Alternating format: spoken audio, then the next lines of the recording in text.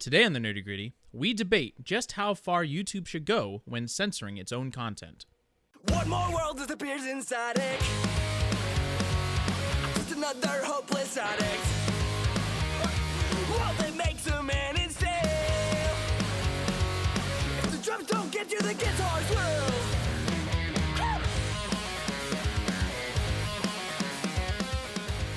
Hey guys, welcome back to the Nerdy Gritty, where we delve deep into the details of pop culture. I'm Dez. And I'm your best friend, Fox.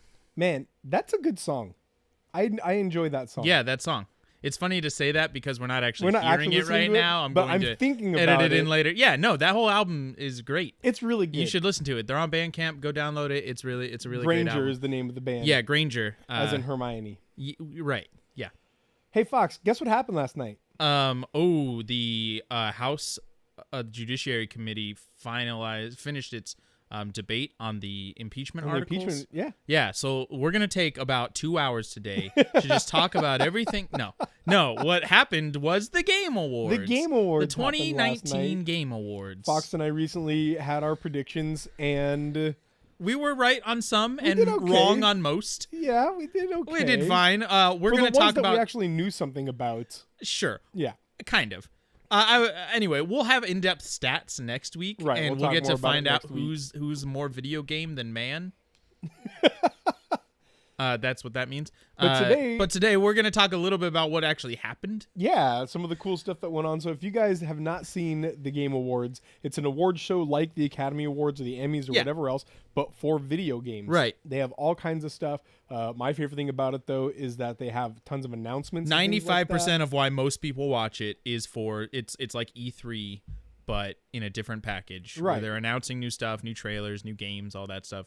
There was some cool stuff that came out last night. There really, really was. Yeah. So, what was your highlight trailer that you saw last night? It was actually a combination of like what? Was the new Xbox. The Xbox Series X. I was like, that's a terrible name. That's a bad name. That just sounds like another version of the original Xbox and not a new system to me. Yeah, what about you? I mean, I'm sure Hellblade 2 was called Hellblade 2 Senua's Saga, by the way. Yeah. Anyway, what I'm sure that was a big one for you. What else stood out? Yeah. Of course, the Final Fantasy VII trailer was fantastic. Yeah, this one focused on Cloud a little bit. Yeah, it didn't really introduce anything really new. For me, the highlight was Ghost of Tsushima. That looks so good. I'm very excited. Holy I'm very crap, excited that for that looks game. So good. Yeah, no, I'm actually surprised it's going to be on the PS4. To me, that's surprising that it's not going to be it should be a system launcher for the PS5. That and Last of Us 2 should probably be system launchers for the PS5. Mm-hmm. Maybe they just have even more stuff in the wings waiting. Right, yeah. All right, Fox, what have you been up to, man? Do you want to know my secret shame right now? Been playing a lot of Crackdown 3. What? You were just telling me the game is mediocre so boring and mediocre, but is the ultimate mediocre. It is the ultimate just play while doing something else, like watching something game. As far as games go, we finally got Minecraft on 2 laptops here. Oh. And so we've been able to co-op play with each other. And a few things. For whatever reason, it was on the kids' tablets, and then we got it on a laptop, and they would not connect at all. And we tried everything. Like, by all means, they should have. As in, like, be able to play on the same realm or something? Okay. Yeah, because we didn't have the Java version. It was the correct versions. It was everything. So we should be able to cross-play, but we couldn't. Anyway, all that to say, we finally just bought it on another laptop. Yeah. Or at least we were about to, and found out that laptop apparently came installed with it already, and we didn't know it. Yeah, Minecraft's owned by Microsoft. So yeah, so it was, yay! No, I have seen in theaters just one, actually, since we last recorded. But I went and saw Knives Out. How is it? I really want to see the Rian Johnson whodunit murder mystery. Yeah. It was really great. Yeah. Yeah. No, essentially, it just very much seemed like he read or saw an Agatha Christie adaptation or something, like Death on the Nile or Murder on the Orient Express or whatever, where the Hercule Poirot. Hercule Poirot. Oh, I love his Kenneth Branagh's performance in Murder on the Orient Express is so good. Yeah, he's making another one, Death on the Nile. Nice. Yeah, which this is exactly what that felt like. Yeah. But it's just my inspector. He's like from the South. Essentially, what it felt. Satan.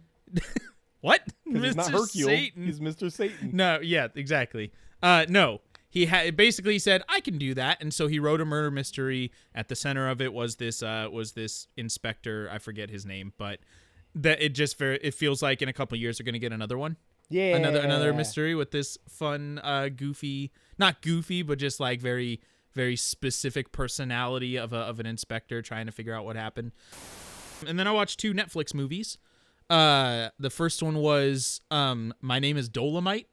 Yeah, with Eddie Murphy. With Eddie Murphy, yeah. So there was this 1970s like blaxploitation like director and he directed some, but like this star. He's a comedian named Rudy Ray Moore, and he made some of the most ridiculous blaxploitation movies of all time. They're hilarious and earnestly bad, which I mean to say, intended to make a great movie and just couldn't.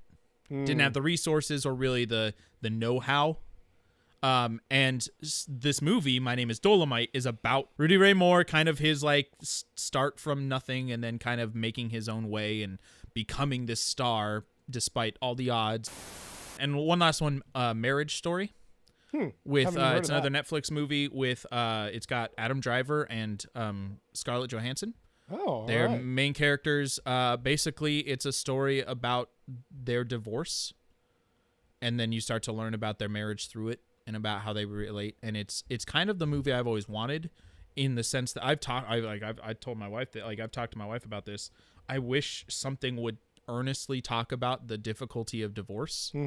I have not personally experienced it, so I can't say that. But I often struggle with in like shows when they talk about divorce as just like a thing that happened or plot device or it's tough, oh man, but no, it can kind of tear people apart, and it can be this frustrating soul destroying process, especially if there are like kids involved who don't know what exactly. So anyway, this movie was that for me. I watched a Netflix movie, a Christmas Netflix movie called Klaus. Yeah, with J.K. Simmons. Is that not the one with the guy who plays Santa? What's his name? That's J.K. Simmons. Oh, okay. I'm thinking of a different guy. Okay, different one. This is an animated movie. Oh, yep. I'm thinking of a very different one. Yeah. So it's 100% animated, and Kurt Russell. There's some. I saw that one. Some Christmas movie with Kurt Russell playing Santa. That was last year's Santa movie. Get out of here, okay, you I'm so sorry. Person. Yep. Super fun. Yeah. And it's really cute. And of course, it's not gonna, be anything huge or, It's a fun Christmas family. It is. It's a really fun movie. Family Christmas movie. The animation is really unique, and I really appreciate that as well. Okay. And but it's one that I recommend, especially if you're looking for a Christmas movie to watch this year. Sure. Klaus was a lot of fun.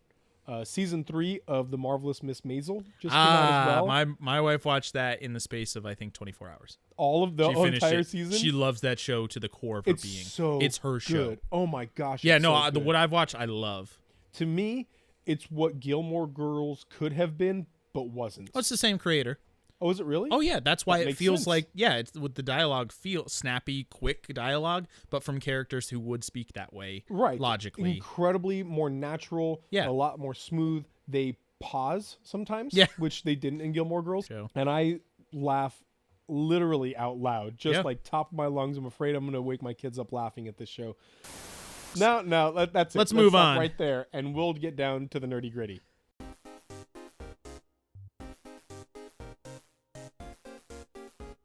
Hey guys, before we continue, we just want to let you know that what you just heard was actually an edited down version of the full podcast. We call it the short version. If you'd like to listen to what we call the director's cut, we'd really appreciate for you to head on over to our Patreon. That's patreon.com/dezandfox. At our second and third tiers, we offer an unedited version of our podcast, as well as all of our Patreon exclusive content. This means that videos that come out early, or when we talk about new stuff that we're doing, a lot of that shows up on our Patreon, or if we record an entire game through, we do the entire playthrough and put it on Patreon in one big chunk, and so you can binge watch that. All kinds of cool things like that happen to our Patreon all the time. But if that's not something that you can do, we totally understand.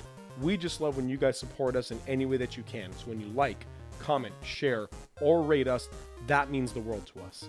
Thanks again, guys, and enjoy the podcast. Okay, so recently there was an interview done with the YouTube CEO, who is the name. Oh, dang it! You have. We should have it pulled up. It's all right. I was gonna have it pulled up on my phone. It was a CBS interview. It was a CNN interview, I think. The article you sent me was CBS, but it might have been, Okay. Whatever it was, there was an interview with the YouTube CEO, which, while you're looking it up, fun fact about her, you know how she became the CEO of YouTube? She killed the previous CEO, and you keep what you kill. In a blood battle, yes. Yeah, like in Necromunda. Necromunda. And she's trying to find the Necroverse. No, she was a single mom, not sure if she could pay the rent, so she rented out her garage to a couple of college kids. Oh, yeah, I read that part. Yeah. And those college kids turned out to be the founders of Google. Sergey and whatever. The founders of Google. And so they hired her eventually, and she just kept working with them. Interesting. And when they bought YouTube, they're like, hey, you want to be CEO? And apparently hey, we can't pay rent this month, but do you want a job? And like, you'd think, like, really they're just giving this housewife or house mom, single mom, a job like that? She took YouTube from a $1.6 billion buy to a $160 billion thing. Yeah, She's doing a pretty good job. No, doing all right. She's doing all right. However, there's some controversy around. There is some controversy going on. Controversy. Right now. It's the controversial controversy going on in social media altogether right now, because the question that is really hitting right now is how to deal with political ads. There is the possibility, and by possibility I mean it has happened, that one political side will create an ad that has verifiably false things on it about their opponents. Yeah. By the way, her name is Susan Wojcicki. I do not know how. Wojcicki or something. Sure. Like Yeah. That. Yeah.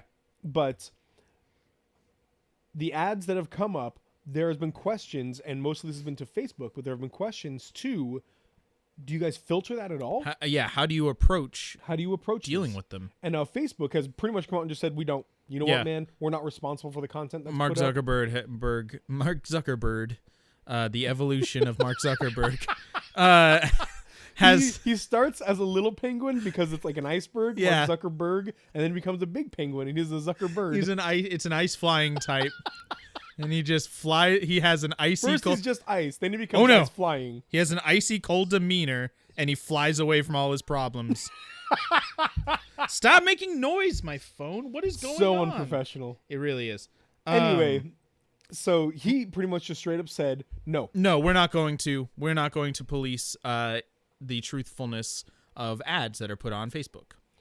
So the question got raised to a lot of social media platforms, and YouTube being one of them, as well as Twitter, other types of, and Twitter.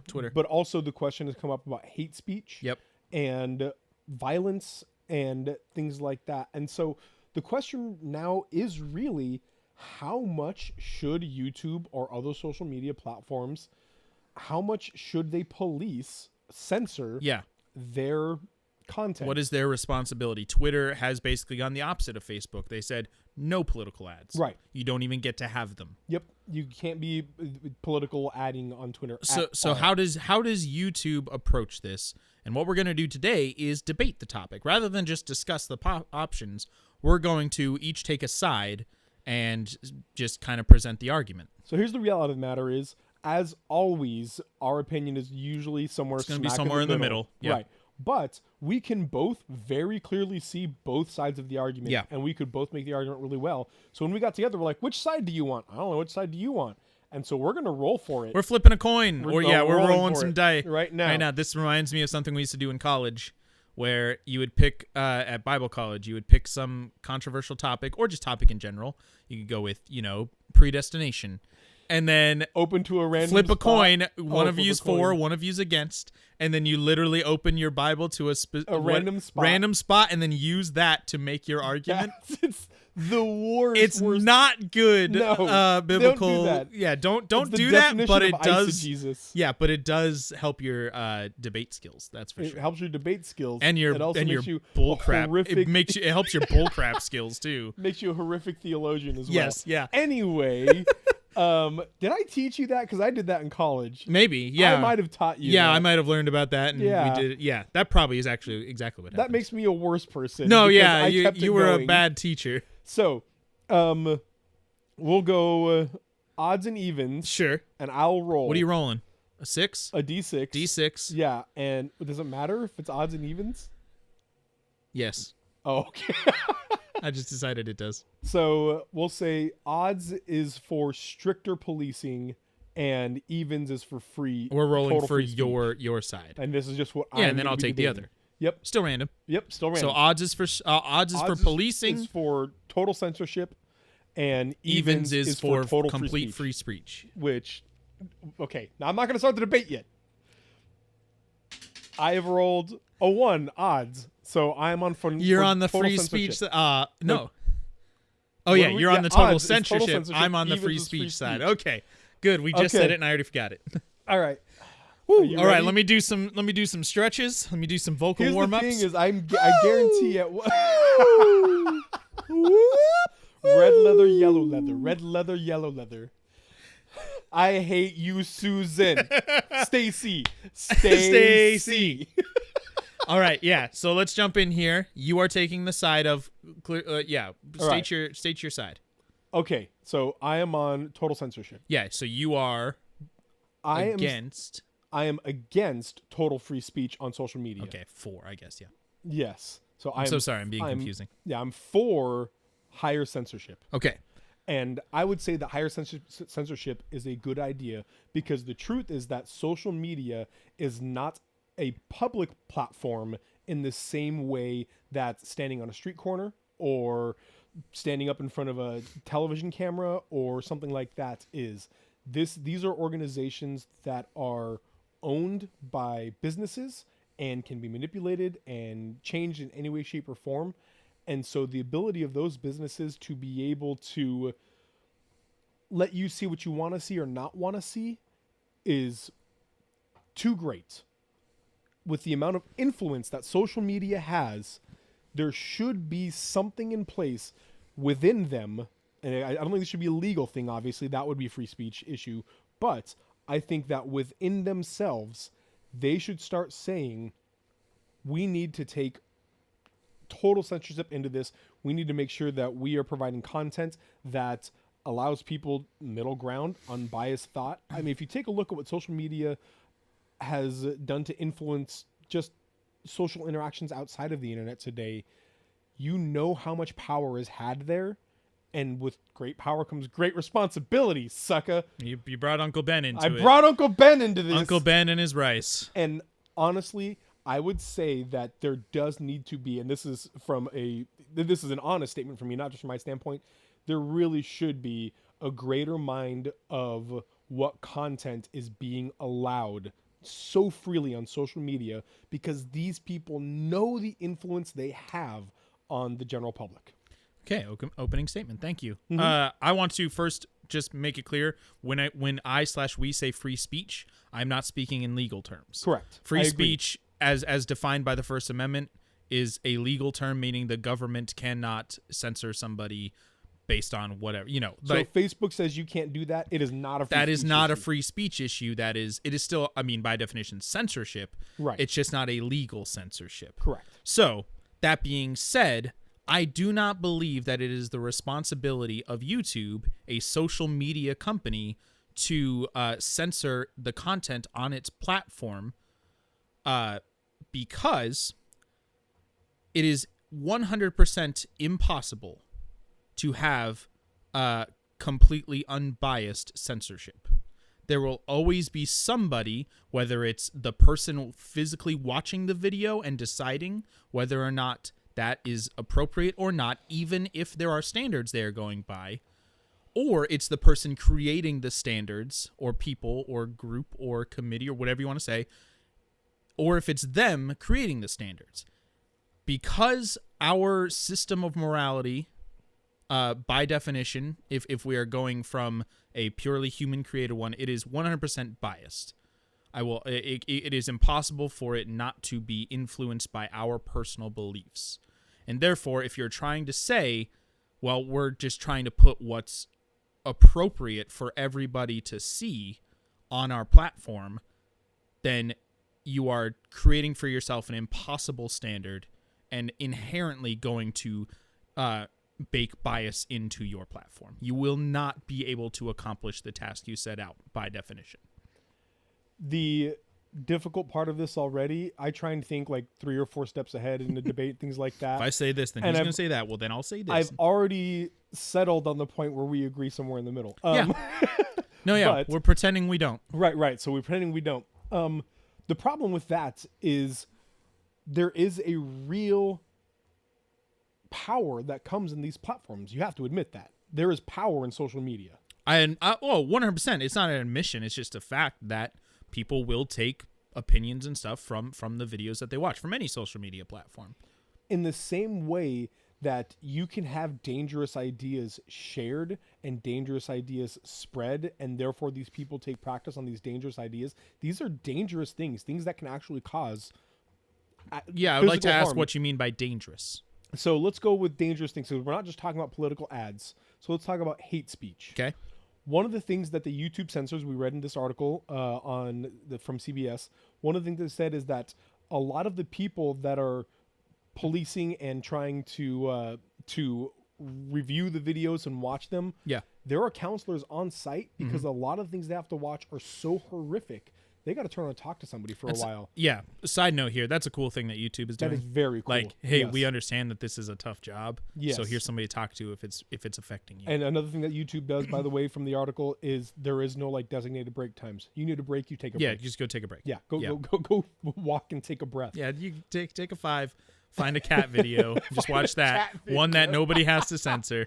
So, but these things, these terrible, terrible things are also things that from the article are saying that sometimes like the conspiracy theories or some of the hate speech, people that are watching can start to buy into it.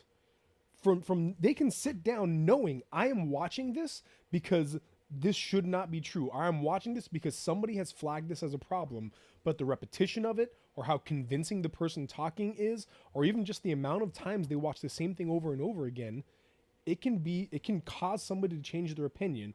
And when it comes to things like hate speech or to incite violence, there should be something in place to say, no, we can't do that. But you're right. Where do we stop? And that's why I think it's almost wiser, instead of saying, you know what, I will have somebody watch it, maybe we'll see here, just say, you know what, no. Do you talk about a race in a negative or in a higher than other way? Done. We're not even going to dance around it. We're not full censorship of saying this is an issue that, or politics like Twitter's doing. Do you mention red or blue as far as politics go, or left or right as far as politics go? No. Well, to be fair, Twitter is actually censoring specifically ads from political campaigns. That's what I mean as far as these things go. But sure. Yeah, I guess YouTube isn't all just ads. It's right. Anybody can post anything on YouTube. So I think it's significantly wiser to take responsibility of the knowledge of the power, of social media. I don't know, it's like the end of a Captain Planet episode or something. The power is yours. The power is yours. To recognize the power you have as a social media site, knowing the actual danger or influence that you have, and instead of just saying, you know what, guys, do whatever you want, step back and say, you know what, we need to stop the damage that is already being done. Sure, that's fair. I can see where you're coming from. I would still point to the fact that you'd still have to draw a line somewhere. If you just say, well, sorry, no talking about race, well, you've erased a lot of good stuff too. You will. I wholeheartedly agree with you. I'm saying that at some point you have to recognize that it's safer to draw that line to an extreme. Again, you and I are going to talk back and forth, and the idea is we want to draw that line in the middle. But I would honestly say that it's probably safer to draw the line way, way far on the extremely careful than to not draw a line at all. We are coming at this from a little different perspectives. You have several children that, you know, with all of your parenting influence, their brains are still being developed and seeing other ideas. I'm not trying to cast aspersions on you and your wife, but, you know, they can see things that could influence them without your input, things like that. So yeah, I completely understand where you're coming from. My what I would say in response is, when you start to censor, you have already become the problem. You are precluding somebody from understanding all sides of the argument. Now, I'm not trying to say that all sides are equal. Mm-hmm. Personally, I believe that, somebody talking, like, endorsing hate speech right now, whatever. Anti-Semitism is big right now. It's a hot topic right now. Somebody on YouTube, it's the fashionable hate right now. Somebody on YouTube saying, no, here's why we shouldn't like Jewish people. Mm-hmm. And somebody saying, here's what happened in history when a particular person gained power and blamed Jewish people. Like, here's, those are not the same thing. I'm not saying that knowing all sides of that is they're inherently going to have an equal influence or be equally correct. I'm saying is that we do need to learn all of them. And you can learn that, but you can learn that from a standpoint that doesn't have to show favoritism toward anything. So exactly. That's what I would love, is that it does not show favoritism toward one thing or the other. So then you'd have to have a policing in, like, some sort of censorship in place. Because policing inherently says, no, this is wrong and shouldn't be on here, or this is right and should be on here. When you remove that from the argument, when you are putting somebody there to say yes or no, then you are asking them to make a judgment call for you. What I would like to see is just more. I think more people should start to understand that one source should not be they should have more than one source for their opinions. If it's something that they do not personally understand or cannot just know about inherently, like a political situation or, for instance, the articles of impeachment going on right now, right, then it is smart to argue or learn about it from all sides. That means going off of YouTube most of the time. Yes, but YouTube can also be a good place to learn about certain things. You can learn about all perspectives, and then from those, divine what you have decided you believe. But what people should do and what people will do are entirely different things. I would say 1% of people will actively choose to say, you know what? I have seen this. I recognize it's biased. I wonder what another bias is saying. I wonder if there's any middle bias, and if I can pick something out there. I would say 20% of people might read multiple articles on accident. I'd say 60-70% of people are out there and they're going to read one thing entrenched and take it.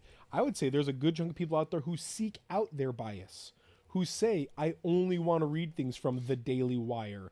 I only want to read things from Blaze. The failing New York Times. Right. Hashtag. So, wouldn't it be great if while you're watching a video about, why X is a good thing and should happen, that the next one loaded up, ready to go once it's done, is, hey, why X shouldn't happen? But that's not the way algorithms work. Why not?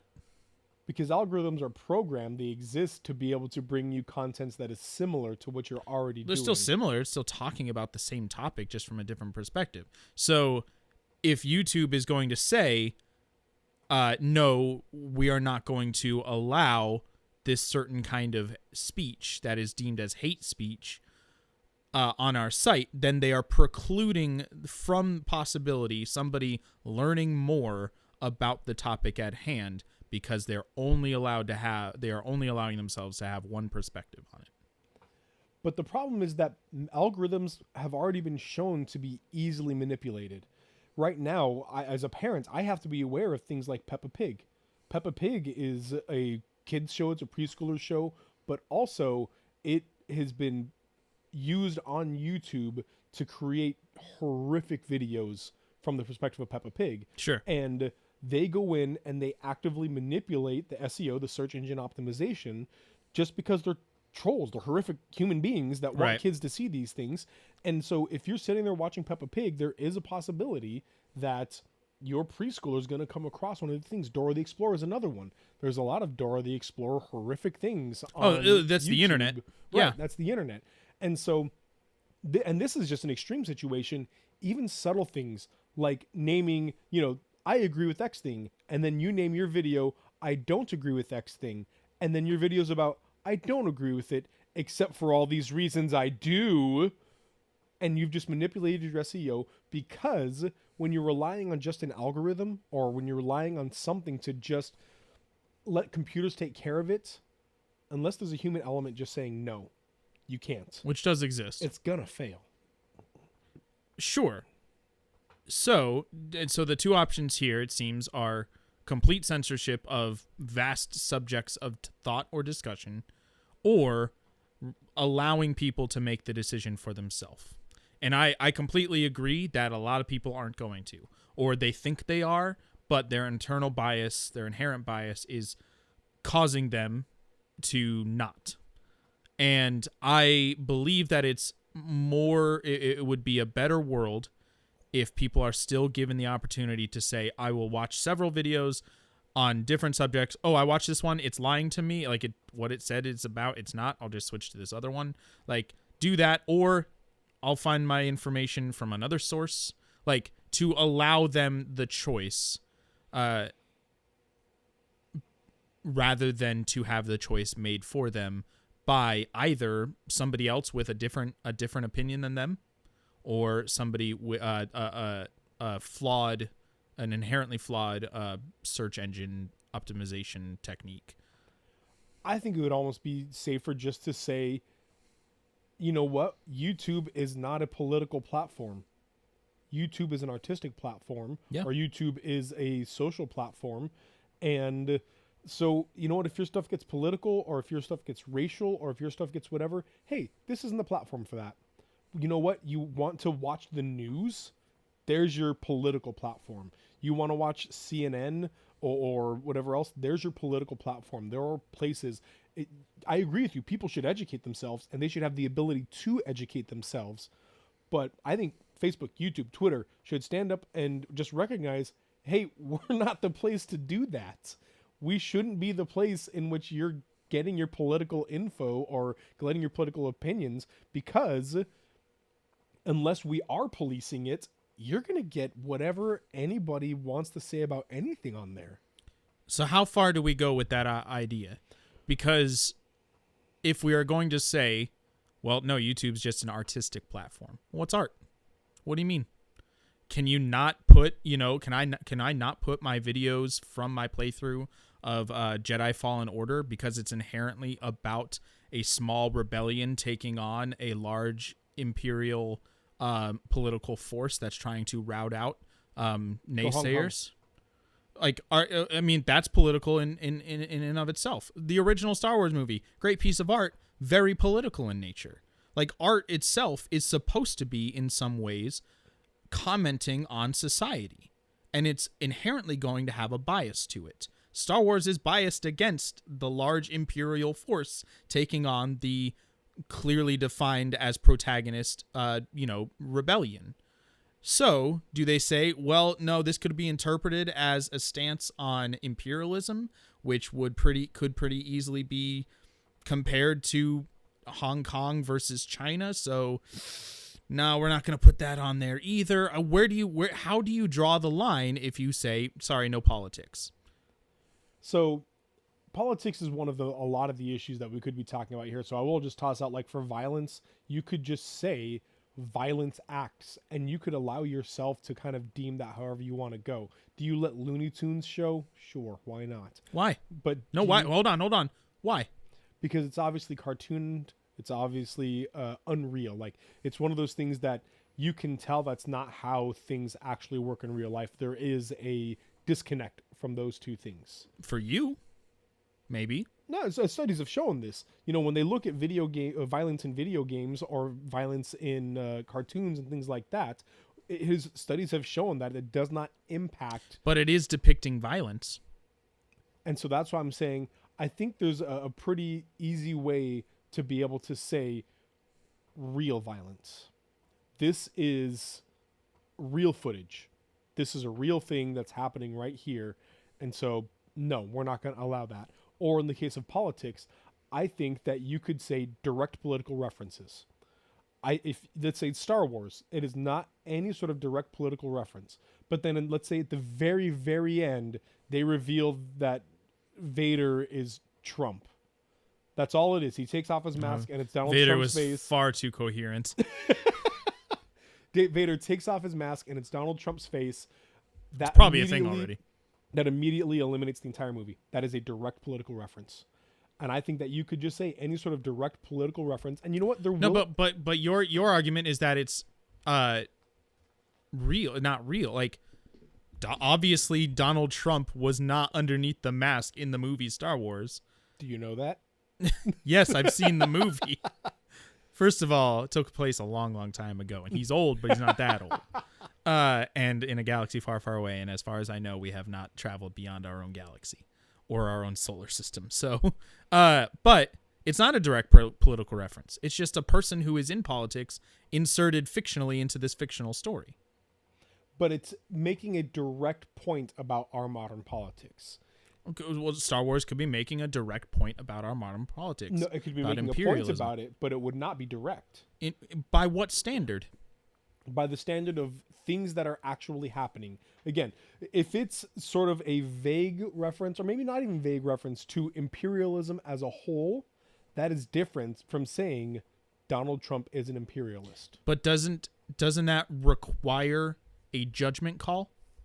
Which means a bias is inherently going to be involved? Oh, and absolutely there will come a gray area point. There absolutely always will be, no matter what. But, again, I think it's safer to draw that gray area line, to draw that line much, much more on the careful side than on the no, do whatever you want side. Because at that point, we're able to let people know that YouTube is not the place for you to go for your political values. YouTube is not the place for you to go to find out who you should vote for. But at the same time, you're also saying that YouTube is not a place for real art. Because, real art is not the right term I want to use. It's not the place for art. Because good art is also not the place I want to use it. Pure art inherently is going to involve some sort of stance on something. Often it's going to be political in nature. And to be able to use real life imagery in your art, Jojo Rabbit was a piece of art. Fictional, none of it nothing actually in it happened. The characters were fictional in this movie, including Hitler. Hitler was depicted, but none of the things he actually did in the movie were things that he did in real life, because he is in that movie a figment of a child's imagination. Right. But those are real life imagery, and so it is art using real life in a fictional way to depict a certain stance or tell a story. So how do you decide what is direct commentary or what is not? What is direct reference to some? Because nothing in that movie actually happened. It's just using people that actually existed in it. I would say that direct modern politics is probably a better idea. In fact, they could even put up some sort of time frame on it, not an actual one that's like stamped in iron somewhere, but just amongst themselves say, hey, we're looking the last 20 years. If they mention, Obama, and in good or bad or whatever else, no, go ahead and flag that or whatever else. But if they talk about JFK.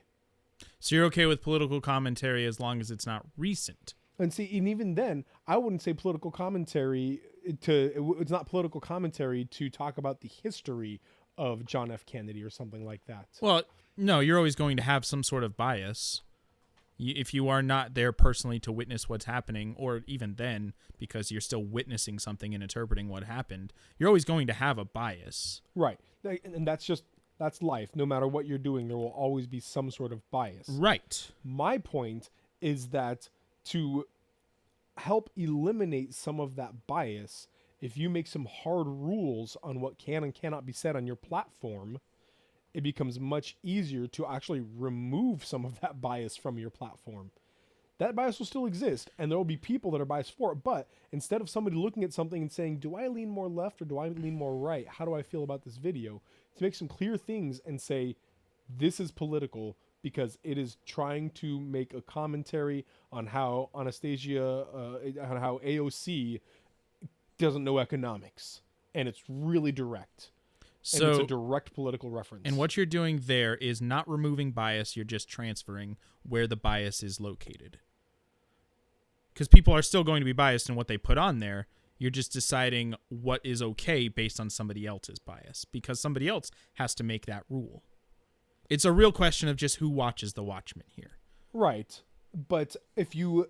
that is safer than letting anything. So by comparison here, do you think it would be wiser to let anybody say, I saw AOC shoot a man in the face, and this is somebody trying to say this real and from news article, or hey, I'm Trump's best friend and I can 100% tell you that he is as much of a sexual deviant as everybody thinks he is, and things like that, or people coming up with these things that may or are not true, probably. Yeah, factually incorrect. Yeah, factually incorrect. But being presented in a way that could be interpreted as true. And to stand by and let this happen on your platform with your fingers in your ears saying, look, man, I already said that anything goes, so go for it.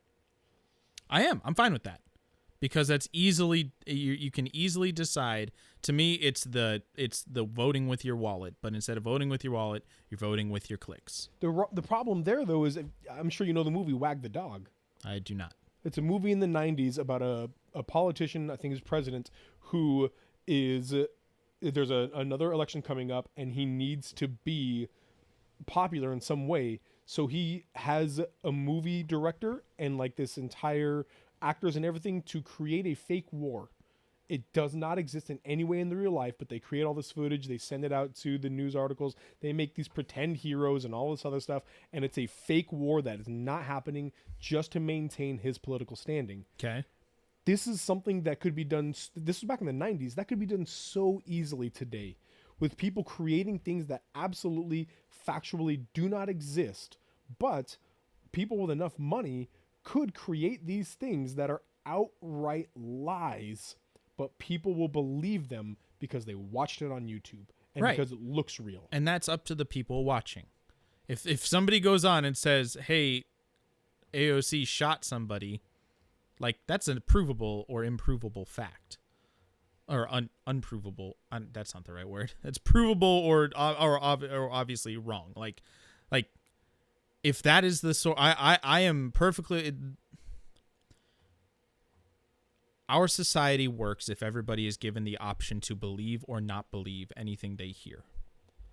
Man, that's a trust in people that I'm not sure I have. But as soon as you say, well, I just can't trust somebody to believe the right thing, you are now inherently creating your own bias to influence what they believe. But I don't know if I trust people to believe the truth, which there is a true or false aspect to that. So, for example here, let's go with, again, this ridiculous situation. Somebody saying, I watched AOC shoot somebody in the face, and it's some dude sitting on his couch with his cell phone saying that in the cell phone.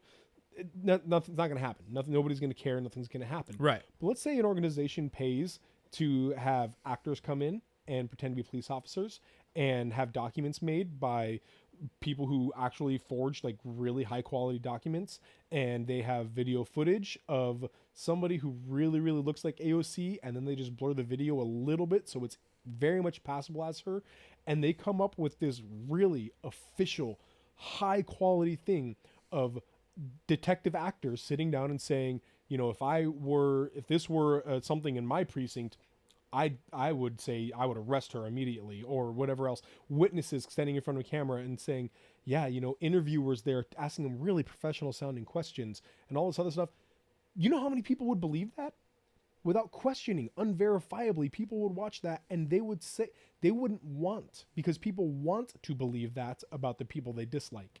There would be so many people who dislike AOC, want to believe that about her, and would deny the opportunity to receive actual facts because they want to believe that. there is an actual current crisis happening called climate change that will, in a couple of decades or less, result in our basically the environment of the earth being inhospitable to human survival. And there is fact upon fact regarding this, and case study upon case study demonstrating this to be true, and scientist after scientist stating that this is a fact. And you can learn all of this, but people don't believe it. Does the factual nature of a video or a piece of evidence or whatever matter when it comes to people's beliefs? No. No. Does it matter if something's not true? It does not matter. The burden of proof is upon the person who's presenting the idea. If they do not present a factual enough, that's something I could debate, account. but that's a burden of proof is on the believer was actually what I would call a logical fallacy. On the believer? Yeah, the burden of proof is on the believer, meaning that the person who is saying this is the true thing, I believe this to be a true thing, the burden is on that person to prove it to be a true thing. Right. But I'm sorry if I misspoke. That's exactly what I mean. Like, yeah, somebody's presenting the idea. That's what it's called. Burden of proof is on the believer. I consider that to be a logical fallacy.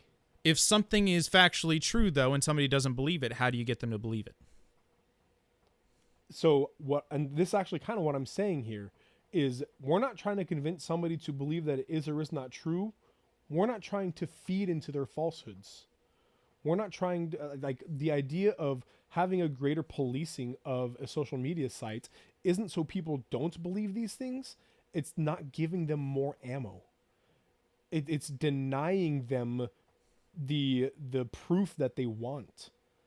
Or if they want that proof, they have to go search it out for themselves. They can't just let my algorithms on my YouTube, my algorithms that I've made, find them every single conspiracy theory they want to believe them and feed them with it.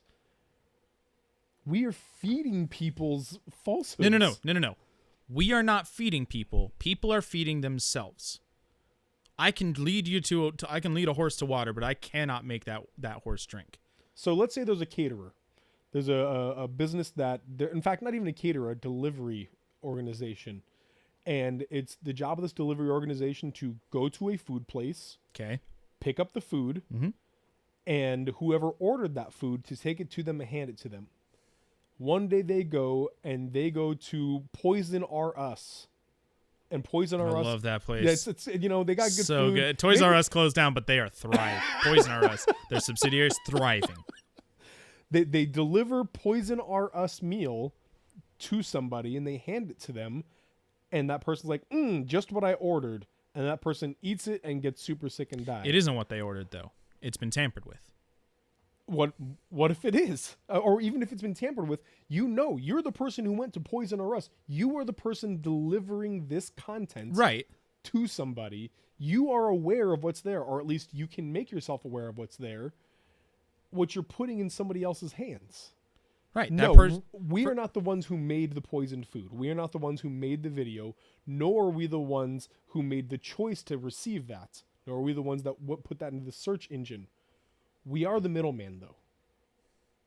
And we as YouTube, because you and I own YouTube now, we as YouTube have the responsibility to filter that in some way. In what way, though? At the end of the day, somebody is making a choice for somebody else on what they should hear and what they shouldn't hear. And you cannot eliminate bias. We have the responsibility to choose to believe or not believe something we see based on fact. That is the essence of American freedom. Is we have the ability to choose what we believe based on whatever reason we want to believe that. Tell you what, we're at just over time here. We're about to be at time. So let's go with simple closing arguments for both of our things, and then what we actually think. What are each of our persons actually think of the situation, what we should do. So I started last time. Why don't you start this time? Closing argument. Go ahead. The premise of a social media giant, massive thing that's already at a certain place. I think it was that they have 500 hours of YouTube content uploaded every minute, I believe is what it was. Just this ridiculous thing that I think that's a very low number. I'm pretty sure that's what it said in the article, but I might be wrong. I might be wrong. That, yeah, I might be off. Anyway, it's a lot of stuff. The concept of deciding what or what can or cannot be on this social media platform based on moral judgment, which is what we're here. Something is wrong and shouldn't be watched, or something is right and should be watched, is an inherently impossible decision, or to erase it based on bias, based on falsehoods or bias, is an impossible task. You cannot, even if you try to eliminate entire ideas of thought. If you just say politics, well, then you are deciding what is political and what is not political. That is a current argument in the impeachment debate, is whether or not the motivations of somebody were political or not. You cannot eliminate somebody's bias. So to claim that YouTube should do that is an impossible task. You can't. The argument is flawed from the start. All right. I would say that social media giants have to recognize the social impact that they have. It may not be possible, but we have to try.